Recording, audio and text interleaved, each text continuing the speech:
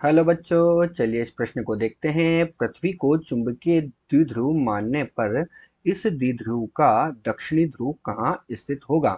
तो चलिए बच्चों, सर्वप्रथम हम इस प्रश्न की मुख्य अवधारणा पर चर्चा करते हैं। और उसके लिए बच्चों हम यहाँ पर क्या लिखने जा रहे हैं? हम यहाँ पर लिख रहे हैं मुख्य अवधारणा। क्या लिख रहे हैं बच्चों? मुख्य अवधारणा। और हमसे क्या कहा गया कि पृथ्वी को चुंबकीय ध्रुव मानो। तो बच्चों हमारे पास क्या है, ये हमारी पृथ्वी होती है। तो ये मैं यहाँ पर पृथ्वी का निर्माण कर दिया। और बच्चों हमारी जो पृथ्वी होती है हम सब जानते हैं उस पर दो ध्रुव होते हैं। तो हमारी पृथ्वी जो है उसके दो ध्रुव कौन कौन से हैं बच्चों?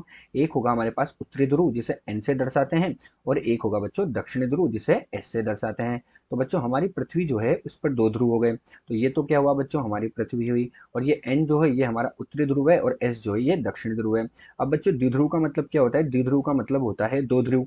तो हमारी पृथ्वी में बच्चों दो ध्रुव, एक उत्तरी ध्रुव है एक दक्षिणी ध्रुव है। इसीलिए हम इसे क्या मानते हैं बच्चे? चुंबकीय ध्रुव द्विध्रुव मानते हैं। अब बच्चों जब ये द्विध्रुव होता है तो प्रत्येक ध्रुव की एक ध्रुव प्रबलता होती है।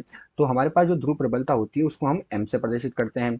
और जो एस हमारे पास जो मतलब दक्षिणी ध्रुव है उसकी भी क्या होगी? एम होगी।